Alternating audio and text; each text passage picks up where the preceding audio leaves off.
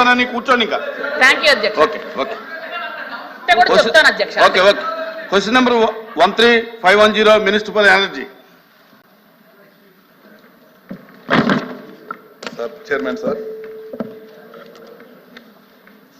2019-24 మధ్యకాలంలో గృహ వినియోగదారులపై 2191 కోట్ల అదనపు భారం పడిందని అడిగారు. అవునండి, పడింది. టారిఫ్ సంబంధించి 1769.92 కోట్లు అదనపు భారం పడింది. అంతేకాకుండా ఆ రుణాలు చెల్లించడం కోసం తీసుకున్న విండ్ అండ్ సోలార్కి సంబంధించి 9,000 కోట్ల రూపాయలు తీసుకున్న మాట వాస్తవమే. 4వ ప్రశ్న సంబంధించి ఈ ప్రశ్న ఉత్పన్నం కాదండి. రామారావు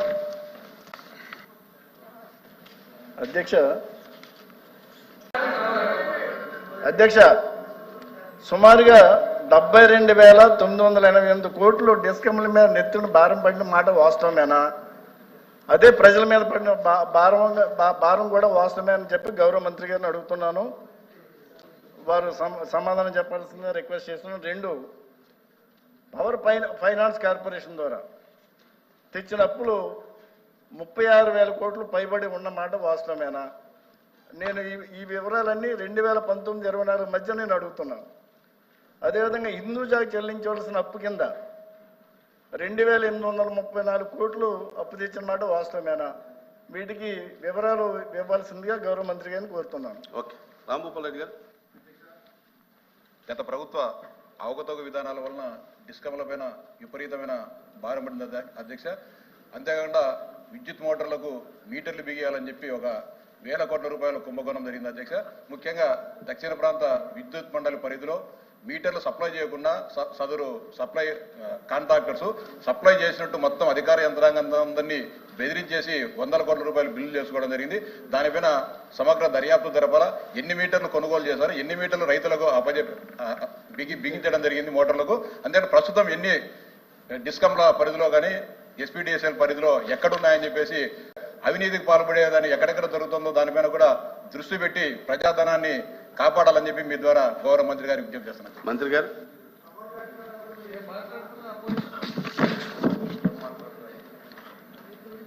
రామారావు గారు, సభ్యులు, దాదాపు 70,000 కోట్ల రూపాయలు అప్పు చేశారని చెప్పి గత ప్రభుత్వం గురించి అడగటం జరిగింది. అదేవిధంగా ఫైనాన్స్ కార్పొరేషన్ ద్వారా 36,000 కోట్ల రూపాయలు రుణం తీసుకున్నారని కూడా అడగటం జరిగింది. హిందూజాకి కూడా దాదాపు 2,000 కోట్ల రూపాయలు చెల్లించారా అని అడగటం జరిగింది. సార్, ఈ 3 క్వశ్చన్లు వాస్తవంగా గత ప్రభుత్వం అనాలోచన నిర్ణయాల వల్ల దాదాపు 1,29,000 కోట్ల రూపాయలు విద్యుత్ సంస్థ మీద అప్పులు చేయటం జరిగింది. అదేవిధంగా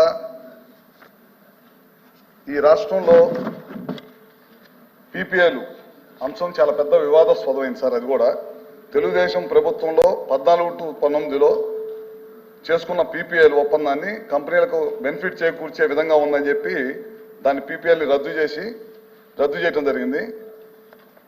కేంద్ర ప్రభుత్వం ఈ పీపీఎల్ రద్దు చేయటం వల్ల ఈ రాష్ట్రానికి ఇన్వెస్ట్మెంట్స్ కానీ ఇన్వెస్టర్స్ కానీ దూరం అవుతారని చెప్పి పలుమార్లు మందలించినా సరే ఈ ప్రభుత్వం పెడచెవిని బట్టి ద్వారా వెళ్ళిపోయింది.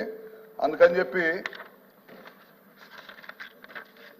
2019లో నుంచి కంపెనీల పేమెంట్లన్నీ కూడా నిలిపివేసినాయి సార్. నిలిపేయటం వల్ల కేంద్ర ప్రభుత్వం కేంద్ర మంత్రి కూడా లాస్ట్కి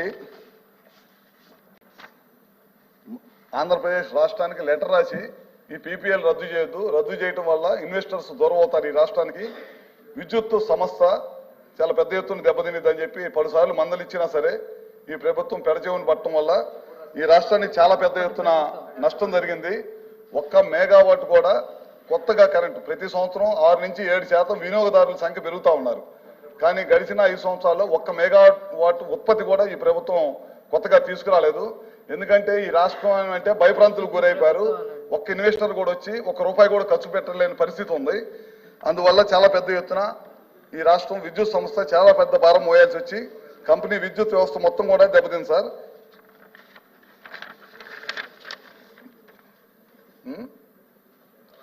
ప్రస్తుతం మా ప్రభుత్వం అయితే గత ప్రభుత్వ నిర్వహణని తీసుకొని ఖచ్చితంగా ఇన్వెస్టర్స్ మళ్ళీ ఇక్కడ రావాలనే ఉద్దేశం కోసం ప్రభుత్వం చాలా పెద్ద ఎత్తున రెన్యూబుల్ ఎనర్జీకి సంబంధించి కూడా ఒక పాలసీ తయారు చేసి దాని ద్వారా ఇన్వెస్టర్స్ రావాలి, ఈ గవర్నమెంట్కి ఇన్వెస్టర్స్ రావాలనే దానికోసం చాలా పెద్ద ఎత్తున సంస్కరణలు తీసుకొస్తాం సార్. ఖచ్చితంగా దీని మీద మళ్ళీ విద్యుత్ వ్యవస్థని గాడిలో పెట్టి ముందుకు తీసుకెళ్తామని చెప్పి ఈ ద్వారా తెలియజేస్తా ఉన్నాను. అదేవిధంగా రాంభూపాల్ రెడ్డి గారు టవర్స్ అవసరం లేకుండా టవర్స్ పెట్టారని చెప్పి చెప్తా ఉన్నారు. అవసరం లేకుండా కాదు సార్, కొన్ని చోట్ల అవసరమైన చోట టవర్స్ తీసుకోవడం జరుగుతుంది. ఒకవేళ అవసరం లేకుండా ఎక్కడన్నా టవర్స్ పెట్టుంటే కనుక వాటిని ఇమీడియట్ గా పరిశీలించి అవసరం లేకుండా టవర్స్ పెట్టి ఓన్లీ కేవలం కాంట్రాక్ట్ లో బెనిఫిట్ చేయడం కోసం కనుక ఏదైనా పెడితే అట్లాంటి వాటి మీద ఇమీడియట్ గా చర్యలు తీసుకుంటాం.